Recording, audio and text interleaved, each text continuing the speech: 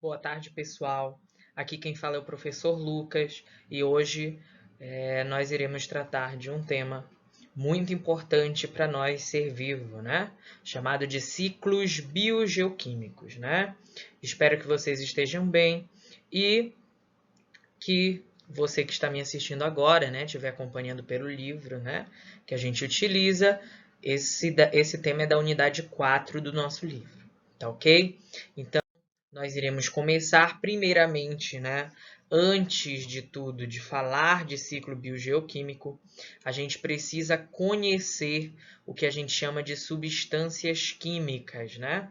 E o que são essas substâncias, né? O que são essas substâncias químicas? Em geral, a gente conhece algumas substâncias químicas. A gente tem, por exemplo, o ciclo do oxigênio, ciclo do carbono, ciclo da água, do nitrogênio. E a gente precisa conhecer alguns símbolos que indicam o que é o oxigênio, o que é o gás carbônico, o que é a água, o nitrogênio gasoso, a amônia e o nitrato. Então, aí na imagem que está sendo projetada para você, a gente tem, por exemplo, aí o gás oxigênio, né? O oxigênio, gás, né? Esse gás que a gente respira, ele é representado pelo O e 2, o número 2 lá embaixo. Isso indica que tem dois oxigênios, né? Então são formados por dois ozinhos. Então o gás oxigênio é formado por duas moléculas de oxigênio. E o gás carbônico, eu tenho uma molécula de carbono e duas moléculas de oxigênio, tá ok? Então, gás oxigênio é representado por O2, gás carbônico é representado por CO2, né? Que é o dióxido de carbono ou o gás carbônico, como popularmente é conhecido, né? A água, então, ela tem essa fórmulazinha aqui, né? É chamada de fórmula molecular da água. A água, então, tem dois hidrogênios.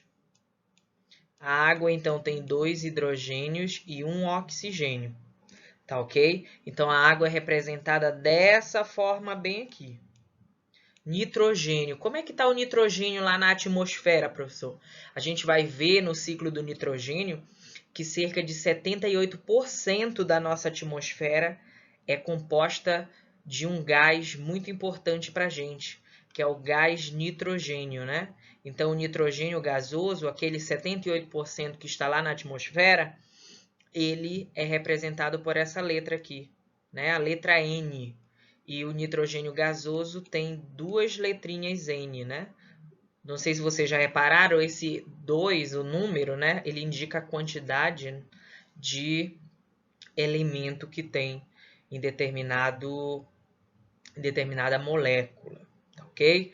A amônia, então, ela é representada por NH3, o nitrato, que a gente vai ver lá no ciclo do nitrogênio, NOH3, e o nitrito é representado pelo que a gente chama de NOH2, tá ok? Então, conhecemos as substâncias, nós iremos agora passar, de fato, para os ciclos biogeoquímicos, né?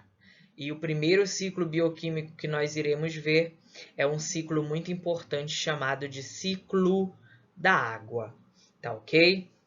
Então, antes da gente começar a falar sobre o ciclo da água, é preciso nós entendermos o conceito, né, de ciclos biogeoquímicos, já que a gente tem aí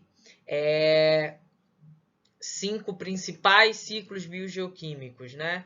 O ciclo do carbono, o ciclo do oxigênio, do nitrogênio, do fósforo, né? E o ciclo da água. Então, por que a gente tem esses ciclos, professor? Por que os ciclos são importantes? Porque é a partir desses ciclos biogeoquímicos que as substâncias, né, os nutrientes, eles são levados ao longo da cadeia alimentar que a gente já estudou nas aulas anteriores. Então, é a partir dos ciclos bioquímicos que a gente tem a circulação de nutrientes ou de elementos químicos. Então, por que estudar, né, ciclo biogeoquímico? Porque a gente está estudando o quê? como é que o nutriente, né? Como é que essas substâncias elas estão sendo repassadas na natureza, né? Seja na hidrosfera, seja na litosfera ou seja na atmosfera, né? Professor, não lembro mais o que é a hidrosfera. A hidrosfera constitui o quê? A parte que tem água no nosso planeta, rios, lagos, né? Oceano é hidrosfera. Litosfera, a parte terrestre, né? Continentes aí formam o que a gente chama de litosfera. E a atmosfera é a parte gasosa do nosso planeta. Então, joinha aí. Então, por exemplo, por que é importante a gente estudar, né? Porque se não houvesse ciclo biogeoquímico, simplesmente nós não teríamos vida no planeta Terra. Por quê? Porque eu não teria essa distribuição de nutrientes ao longo do que a gente chama de cadeia alimentar. Então, ao longo da cadeia alimentar, nós não teríamos essa distribuição de energia. Então, o ciclo biogeoquímico é importante a gente estudar, porque se nós não tivéssemos esses ciclos, né? Essa reciclagem de nutrientes, possivelmente a vida seria extinta no nosso planeta. Não existiria vida, pois faltaria o que a gente chama de nutrientes, que são substâncias essenciais para que um ser vivo consiga sobreviver. Então, para a gente também começar, vimos aí que a gente ainda nem chegou a estudar os ciclos biogeoquímicos de fato. A gente estudou o conceito, aprendeu a reconhecer algumas substâncias, né? E a partir de agora nós iremos fazer uma revisão lá do 6º ano e do 5º ano, né? Que é o que a gente chama de estados físicos da matéria, né? A passagem aí do sólido para o líquido, do líquido para o gasoso. Por que eu preciso entender isso, professor? Para você entender o ciclo. Porque no ciclo da água, por exemplo, vai aparecer essa palavrinha aqui chamada de condensação, né? Vai aparecer a palavrinha chamada de evaporação, né? E você precisa conhecer. Então, o que é o que a gente chama de fusão? É uma das propriedades ou estados físicos da matéria. O que é a fusão? É a passagem do estado sólido, né? Para o estado líquido, né? Então, por exemplo, eu tenho lá o cubinho de gelo, né? Que eu coloquei na geladeira para imitar o sorvete. Tenho lá o cubinho de gelo. Esse cubinho de gelo, se eu tirar ele da geladeira, né? Ele começa a derreter, porque há o que a gente chama de aumento da temperatura. Então, o cubinho de gelo começa a derreter. Derreteu, ele está se transformando do estado sólido para o estado líquido, né? Então, há uma transformação física da matéria, já que temperatura é um fenômeno chamado de fenômeno físico. Nós não temos reações químicas dentro desse processo, né? De estados físicos da matéria. E a passagem do líquido para o estado gasoso, ela é chamada de vaporização ou de, em alguns casos, por exemplo, é o que mais acontece, é chamada de evaporação. Então, a evaporação, né? A evaporação é a passagem do líquido para o gasoso. E o que é a condensação, professor? Eu já tenho as moléculas lá de gás. O gás está lá. Tenho lá o gás. O gás está lá na atmosfera, né? Está lá nas nuvens. E, de repente, essas partículas gasosas, elas começam a se transformar em partículas líquidas e começam a descer em forma de chuva. E aí nós temos o quê? A passagem do estado gasoso para o estado líquido, nós temos o que a gente chama de condensação. E a passagem do líquido para o sólido a gente chama de solidificação. Conseguiram entender? Então, condensação, gasoso para o estado líquido, né? E solidificação é do estado líquido para o estado sólido, né? Então, fusão, só repetindo aí, fusão, sólido para o líquido. Evaporação ou vaporização é do líquido para o gasoso. É o que a gente chama de condensação, gasoso para o estado líquido. E a solidificação é do estado líquido para o estado sólido. Mencionado isso, iremos agora entrar nos ciclos biogeoquímicos, né? E o primeiro que nós vamos ver é um dos ciclos mais importantes que a gente tem dentro dos ciclos biogeoquímicos, que é o ciclo da nossa molécula da vida, né? Sem a água nós não conseguiríamos viver, né? Aliás, a condição de nós estarmos aqui no planeta Terra, né? Possivelmente é pela água, principalmente no estado líquido. Então, olha a importância, né, do ciclo biogeoquímico da água. Então, falando em ciclo biogeoquímico da água, a água ela é importante, né, dentro dessa distribuição aí ao longo do planeta Terra, né? Então, a existência de água, né, é essencial para que tenha vida no planeta Terra. Sem a água, né, nós não teríamos, por exemplo, vida no planeta Terra, né? Pois a água, por exemplo, ela regula a nossa temperatura, né, através daí do clima, né? A água participa de reações químicas. A gente começou a estudar, né, na unidade 3 e 4, nós falamos sobre o fenômeno chamado de fotossíntese, né? A fotossíntese, para quem não sabe, é um tipo de reação química, né? E que ocorre na presença de água também. Sem água nós não teríamos fotossíntese, né? E quem faz fotossíntese? As plantas, né? E libera para a gente uma coisa essencial chamada de oxigênio, né? Então, olha aí a importância do ciclo da água, né? Então, quando a gente analisa aí, a água ela está presente aí em 97% aí da água do nosso planeta, ela está nos oceanos. Então, olha aí, ó, por isso que o nosso planeta, a maior quantidade de coisas que existe no nosso planeta, se a gente for olhar, né, via satélite, a gente consegue verificar que a maior parte do nosso planeta é representada pela água, né? Porque a água ocupa aí cerca de 97% só nos oceanos, né? Então a gente tem no nosso planeta 97% da nossa água existente no planeta, ela está nos nossos oceanos, né? Cerca somente de 2% estão nas geleiras e cerca de somente 1% é aquela água que estão nos rios e nos lagos, né? Então a gente só tem, em média, né, se o rio não for poluído e nem o lago, a gente tem em torno aí de cerca de 1% somente da água potável do planeta Terra. É o que a gente tem para sobreviver, né? Então, por isso, nós temos que ter a consciência, né, e a importância de nós trabalharmos aí com questões contra a poluição ambiental, por exemplo, né? Principalmente a poluição dos rios e de ambientes aquáticos, né? Que é por onde ocorre o que a gente chama de ciclo da água. Então, a gente tem aí, por exemplo, as etapas do ciclo da água. A primeira etapa do ciclo da água é o que a gente chama de evaporação. Por quê? Porque aquela água que estava lá nos rios e nos lagos ou nos oceanos, né? Ela está no estado líquido. E o que vai acontecer? Se aumenta a temperatura, aquela água que está no estado líquido, ela vai para um estado, né? Um outro estado, o estágio chamado de vapor, né? E depois desse vapor, né?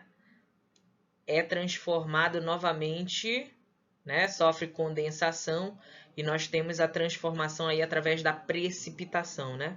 Então, depois da evaporação, né, dentro da etapa do ciclo da água, depois eu mostro a figurinha, a gente tem o que a gente chama de condensação. Então, qual a primeira etapa do ciclo da água? A evaporação. A água, ela sai da onde? Dos rios, dos lagos e do oceano, começa a evaporar. Evaporou, vai ser armazenado lá, né, nas nossas nuvens, né? A água vai ficar lá no estado gasoso. E vai chegar um tempo que essa água vai sofrer condensação, né? Vai passar do estado gasoso para o estado líquido e vai precipitar, ou seja, vai ocorrer o que a gente chama de chuvas, né? Então, A chuva nada mais é que o quê? O que a gente chama de precipitação, né? O que é a chuva? A precipitação, né?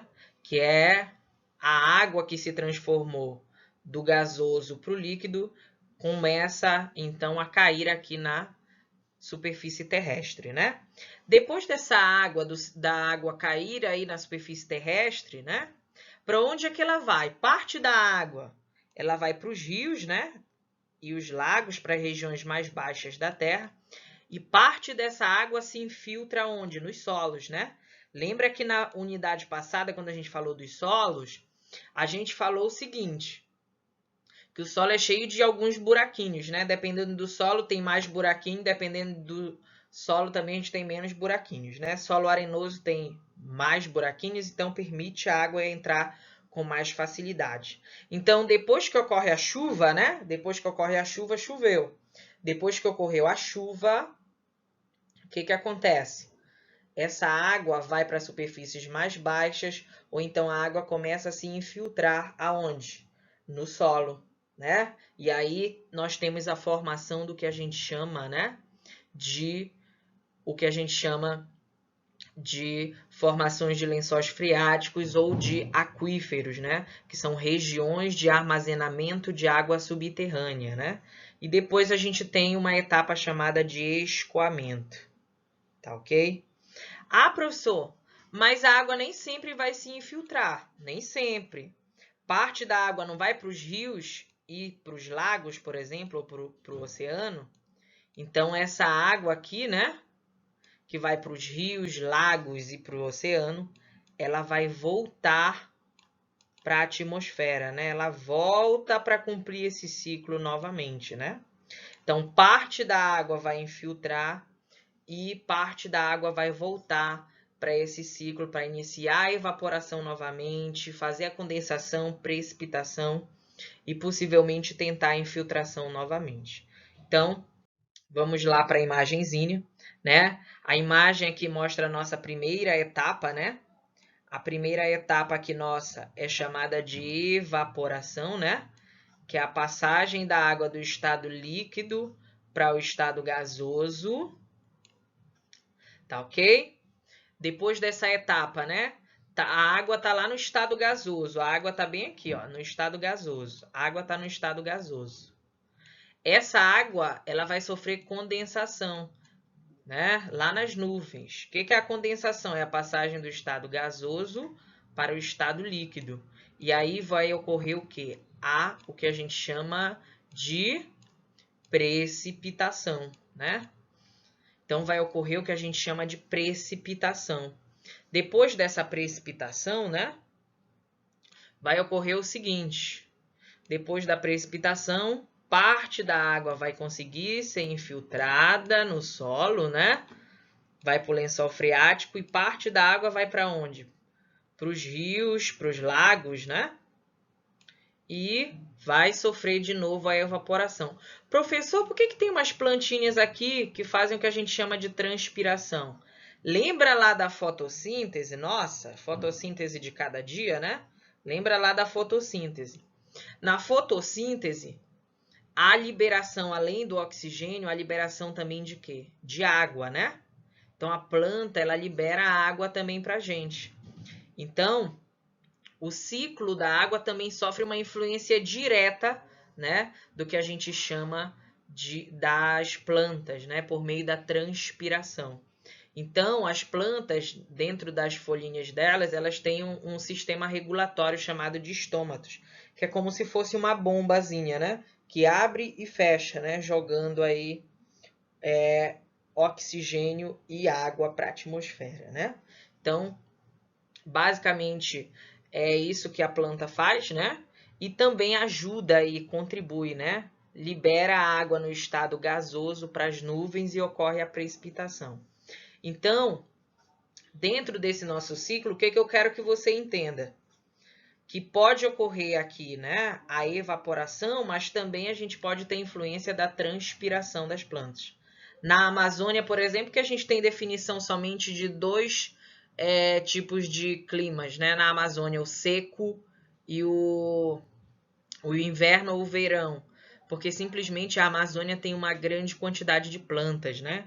Em geral, uma planta, ela consegue liberar até aí, dependendo se ela for da fase adulta, ela consegue liberar até uns 4.000 litros de água por dia, né? Imagina aí o quanto de plantas tem na Amazônia, né? Então, o ciclo da água, né? As plantas, por meio da transpiração, ajuda a regular o clima mundial, né? É o que a gente chama, a transpiração, ela influencia lá no que a gente chama de rios voadores, né? Que nós já discutimos em sala. Então, espero que vocês tenham entendido o ciclo da água e nós iremos agora, né? Para o que a gente chama, né? De ciclo do carbono, tá ok? Então, o que ocorre no ciclo do carbono, né? O que ocorre no ciclo do carbono? Por que o carbono é importante? Por que a gente tem que estudar o carbono? O carbono ele é importante porque o carbono ele vai constituir o que a gente chama de macromoléculas. O que é macromoléculas, professor? São moléculas grandes, né? A gente estuda no 6º ano o que são moléculas, né? E o que são macromoléculas? São moléculas grandes, né? Tem moléculas pequenininhas, né? E tem moléculas grandes. Macromoléculas são moléculas grandes. Então, a maioria dos seres vivos, eles são compostos, nós, seres vivos, nós, né? Somos compostos de carbono, né? E também nós temos uma quantidade de carbono na nossa atmosfera, né? Então, da onde é que a gente tira esse carbono que a gente tem? A gente tira, em geral, da nossa atmosfera, né? Então, o CO2 atmosférico, né? É onde a gente retira esse carbono e distribui para os seres vivos, né? E como é que a natureza se encarrega de tirar esse carbono lá da atmosfera para a gente aqui, né? Como é que se encarrega?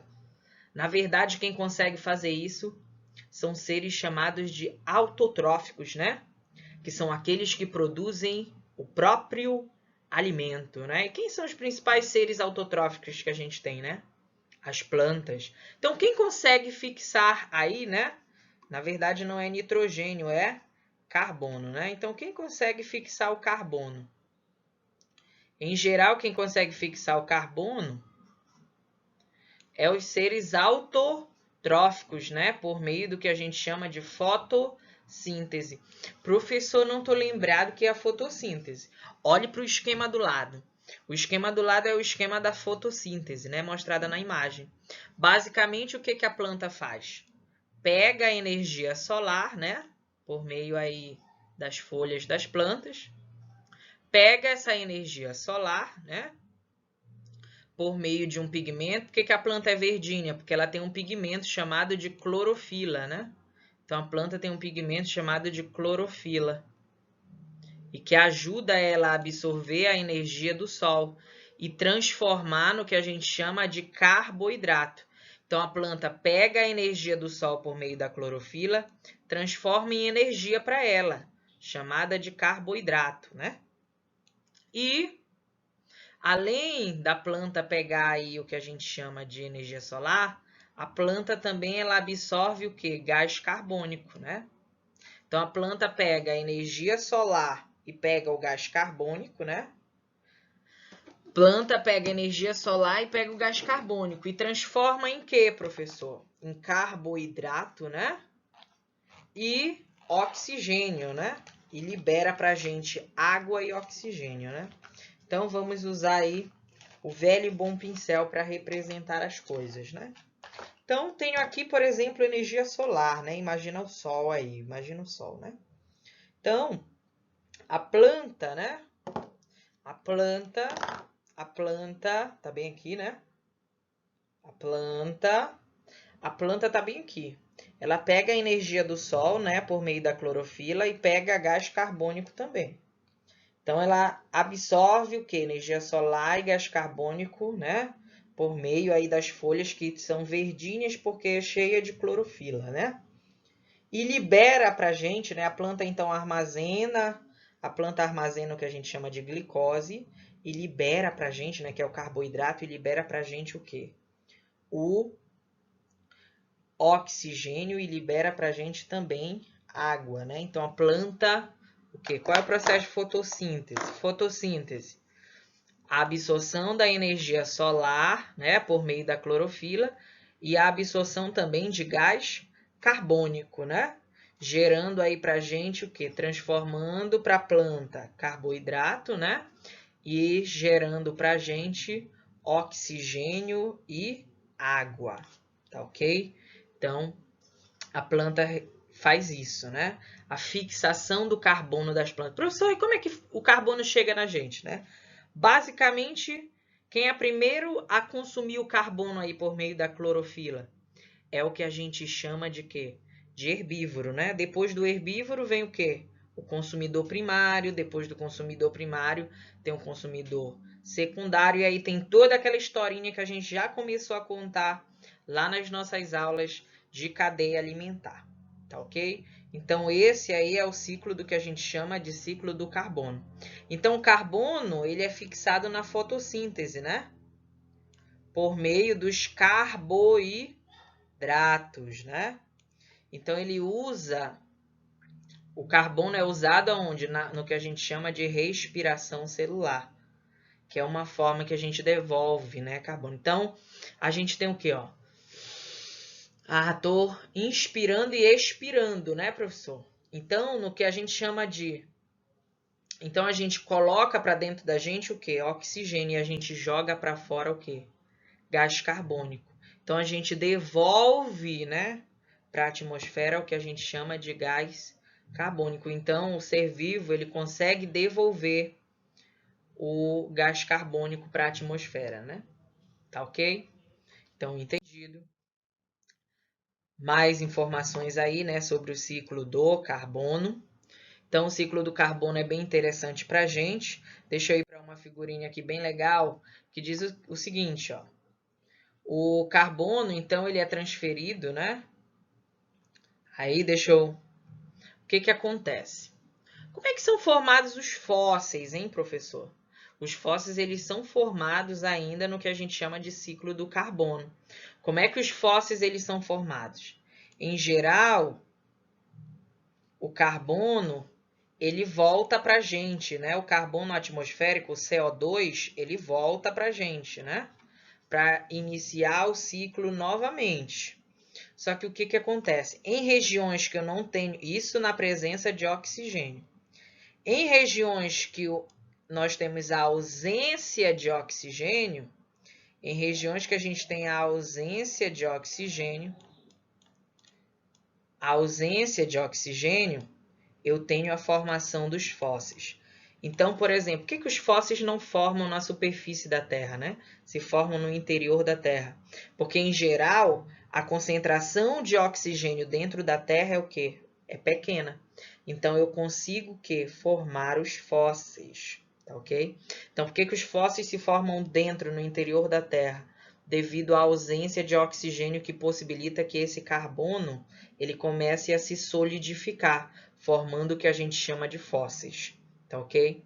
Então, como é que se formam os fósseis? O carbono ele é solidificado devido a não ter aí a presença do oxigênio, né? E por que quando eu tenho oxigênio, o carbono não consegue se solidificar? Porque a gente tem todo aquele processo, né, de respiração das nossas células, tá ok? Passando aí para o próximo tópico, chamado de ciclo do oxigênio.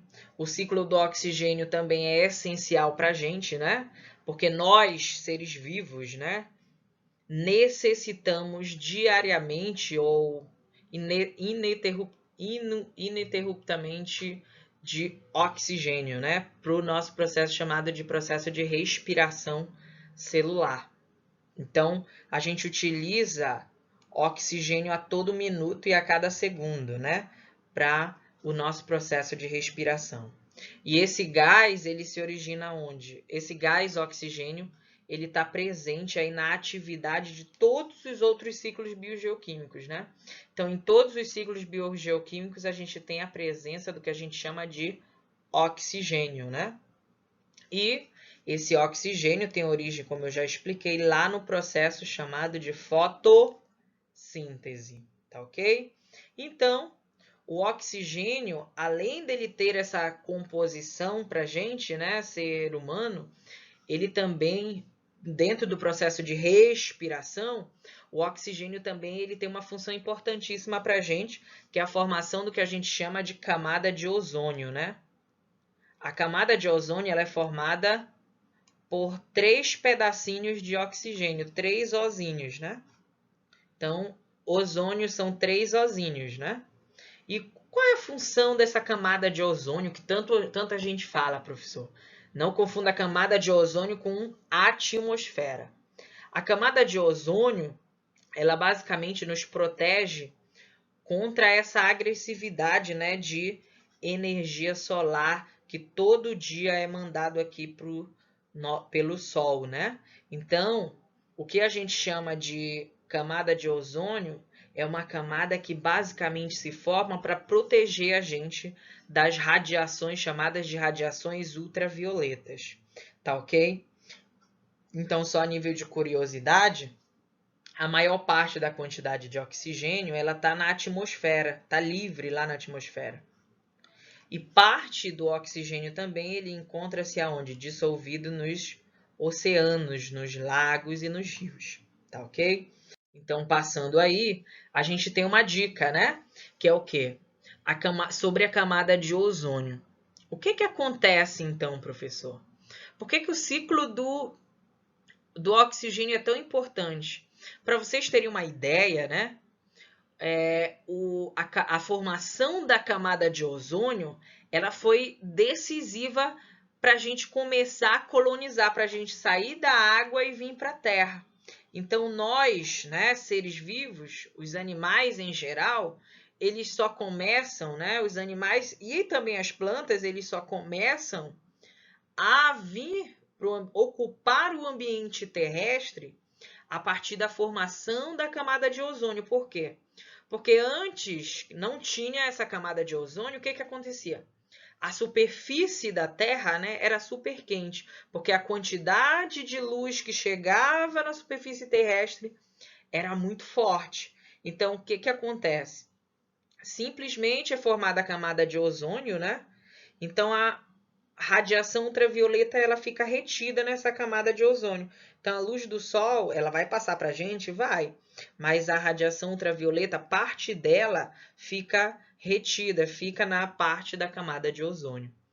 Então, por exemplo, como é, professor, que existiam animais gigantes naquela época, né? Por que existiam animais gigantes antigamente? Em geral, segundo os cientistas, afirmam, né? Os cientistas afirmam o quê?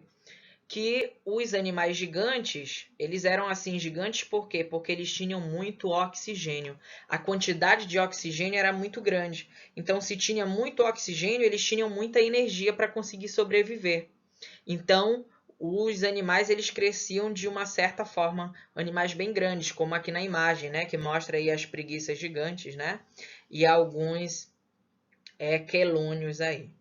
Tá ok? Então, por que os animais eram gigantes e foram diminuindo? Porque a quantidade no início, né, da vida terrestre, a quantidade de oxigênio ela era grande e foi reduzindo com o passar do tempo, né? E os animais acompanharam esse processo. Os animais também foram se adaptando, né? E foram reduzindo seu tamanho para poder conseguir sobreviver. Tá ok? Então, só repaginando aí o ciclo do oxigênio, né? Então, da onde que a gente pega o oxigênio? A maior parte do oxigênio que a gente tem é liberado aonde? No processo chamado de fotossíntese, né?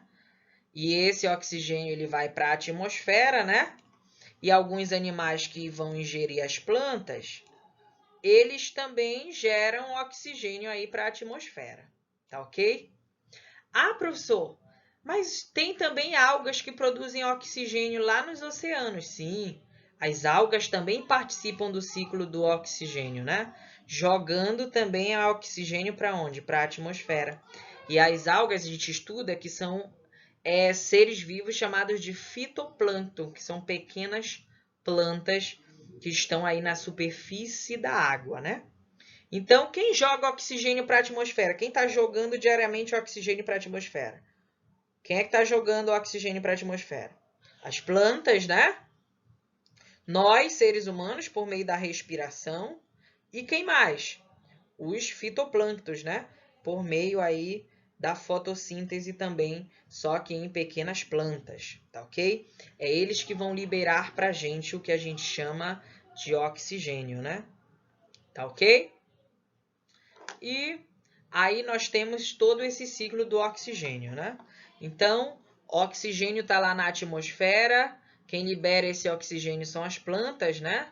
E as plantas também vão transformar esse oxigênio, né? Os animais, eles vão pegar esse oxigênio, né? Os animais, eles pegam o oxigênio e liberam para a atmosfera o que a gente chama de dióxido de carbono.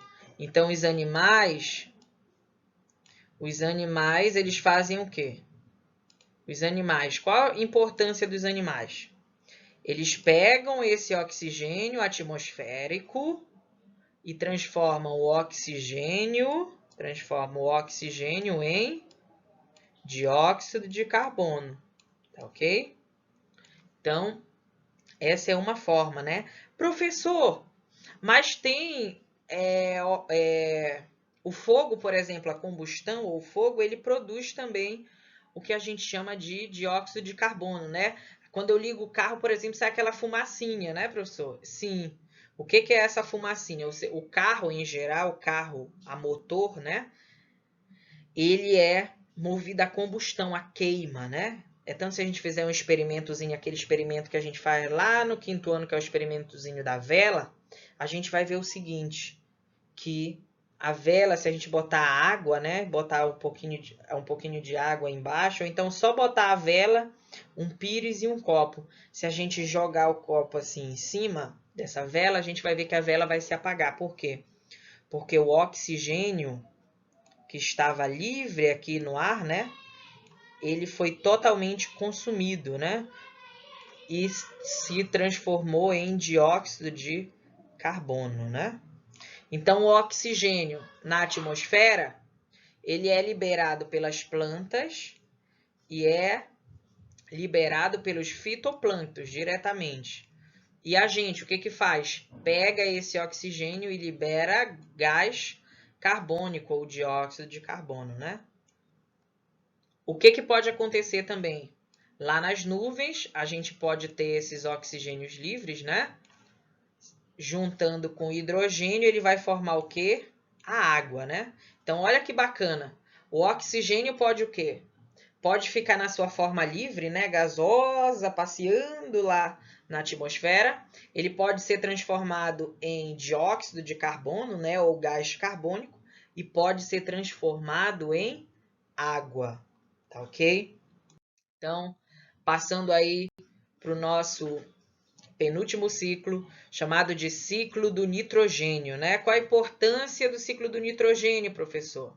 Ciclo do nitrogênio, então, ele é essencial para nós, seres vivos, né? Eles formam moléculas grandes, né? Fundamentais à nossa vida, né? Como as proteínas que a gente tem na carne, por exemplo, né? E como as moléculas, né, da vida, chamada de DNA e RNA. Então, o nitrogênio, ele compõe aí parte do seu DNA, ele é composto de nitrogênio, tá ok? Então, além disso, o nitrogênio ajuda aí na produção de energia e na produção de clorofila, né? Principal pigmento aí da fotossíntese. E cerca de 78% da nossa atmosfera ela é composta de gás de nitrogênio, né? Ou nitrogênio gasoso. E as plantas e animais, né, não conseguem absorver essa quantidade absurda de nitrogênio que nós temos na atmosfera. E nós vamos ver como é que a gente, então, consegue posteriormente tentar absorver esse nitrogênio que tem abundância aí na atmosfera. Então, basicamente, como nós, seres humanos, não conseguimos, né? E nem as plantas também conseguem pegar esse nitrogênio da atmosfera e já usar, por que a gente não consegue pegar o nitrogênio que tem 78% lá na atmosfera e usar? Porque o nitrogênio ele é uma molécula grandona, né? Menor do que o oxigênio. Então, nos nossos pulmões, o nitrogênio não consegue entrar. Só quem consegue entrar são o que a gente chama de oxigênio. Então, todo esse nitrogênio que tem na atmosfera, a gente não consegue absorver ele para a gente. Quem é que faz isso primeiro? São as bactérias, né? Chamadas de bactérias nitrificantes. Então, a gente tem etapas do ciclo do que a gente chama de ciclo do nitrogênio. A primeira delas é chamada de fixação do nitrogênio.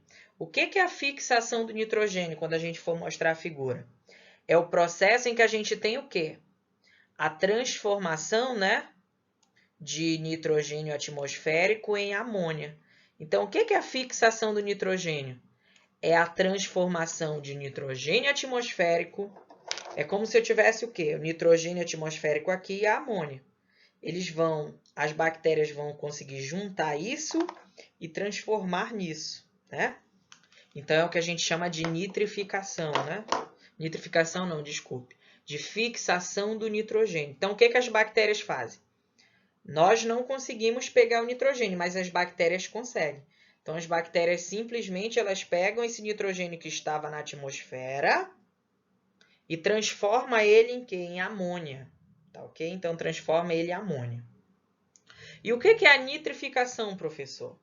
A nitrificação é a transformação dessa amônia que foi produzida em nitrato, em nitrito, que é o NO2. Tá ok? Desculpe aí. Então, amônia transformada em nitrito, o NO2, né? Então, ó, a nitrificação basicamente é o quê? É a transformação do NH3 em NO2. O que é a fixação do nitrogênio? Eu pego esse nitrogênio bem aqui e transformo ele em NH3. Então, essa é a fixação do nitrogênio. É transformar isso nisso daqui. Nitrificação é eu transformar a amônia em, que é NH3. É eu transformar a amônia em NO2. E a nitratação é o que, professor? É eu transformar isso aqui, ó, NO2 em NO3. Então, as plantas e nós, seres humanos, nós não conseguimos pegar o nitrogênio assim. Nós só conseguimos pegar o nitrogênio nessa forma, associada ao oxigênio. Então, eu não consigo pegar só o nitrogênio, eu tenho que ligar ele a quem? Ao oxigênio. Então, quando eu ligo nitrogênio e oxigênio, aí eu tenho o que a gente chama de nitrato, né? Então, o nitrato é a única forma que as plantas conseguem absorver nitrogênio, tá ok? E nós que ingerimos a planta também conseguimos pegar. Então, dando aí prosseguimento, só para você visualizar melhor o processo. Então, nós temos lá na nossa atmosfera o N2, né? O nitrogênio no estado gasoso. O que acontece?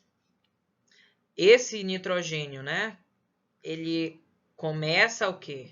Quando ocorre descargas, né, elétricas ou por algum motivo ele chega no solo, né? Então, esse nitrogênio, após chegar no solo, existem bactérias chamadas de bactérias fixadoras de nitrogênio, que pegam o quê? Transformam esse N2 em amônia, o N3, tá ok? E esse processo é chamado de fixação de nitrogênio, tá ok? Entenderam esse passo? Então, depois da fixação do nitrogênio, eu tenho a transformação da amônia em nitrito. E esse processo é chamado de nitrificação. E quem faz isso? Bactérias, chamadas de bactérias nitrificantes. Tá ok? Ah, professor, mas o senhor disse pra gente que as plantas ainda não gostam desse nitrogênio com oxigênio. É preciso ter o quê? Um nitrogênio para 3 nitrogênios para a planta gostar. Mas aí só tem quanto? Um nitrogênio para 2, né? Então, o que o solo, as bactérias ainda fazem lá no solo? Pegam o quê? O NO2 e transformam em NO3. E isso é chamado de nitratação. Então, o que é a nitratação, professor? A transformação do nitrito em nitrato. E é esse nitrato que nós vamos conseguir aí, que as plantas vão conseguir absorver e ficar bonitinha. Então, o nitrogênio é essencial para a planta, mas as plantas precisam fazer todo esse processo químico para poder conseguir obter essa energia, ok? Então, a importância das descargas elétricas. Qual a importância? Se a gente tiver descargas elétricas, a gente não vai ter aquele processo chamado de processo aí de transformação da amônia e tudo. Então, a descarga elétrica, ela ajuda na fixação do nitrogênio, por quê? Porque o nitrogênio atmosférico, a partir das descargas, após a descarga elétrica, você consegue, né, as plantas já conseguem usar ele sem passar por todo aquele mecanismo que a gente acabou de falar anteriormente. E por fim, o ciclo do fósforo, né? O fósforo ele é importante porque ele constitui o nosso DNA e participa da produção de energia para a gente, né? Então, o fósforo aí constitui o nosso DNA e participa da produção de energia, né? E as plantas também adoram fósforo, né? Então, as plantas, elas obtêm o fósforo, né? O fosfato, dissolvida na água ou no solo. Então, onde a planta consegue fósforo, né? No solo ou na água, né? E os animais obtêm o fósforo na água e no alimento, né? Então, plantas, onde que as plantas obtêm o solo? Onde as plantas obtêm fósforo? Na água e no solo. Onde é que os animais obtêm fósforo? Na água e nos alimentos. Então, o que acontece? Como é que se obtém aí o fósforo, né? A decomposição, então, do fósforo, ela devolve esse fósforo, que fazia parte da matéria orgânica, ao solo, ou à água, né? Daí, parte dele é arrastada pela chuva para rios e lagos, é incorporado às rochas e a gente consegue ter esse novo ciclo. Então, conseguiram entender aí? Fechamos, então, a unidade 4, tá bom? Então, fechamos aí a unidade 4. Depois eu faço só um recapitulando da questão de poluição ambiental, tá ok? Então, até a próxima aula, se Deus quiser. E fiquem com Deus.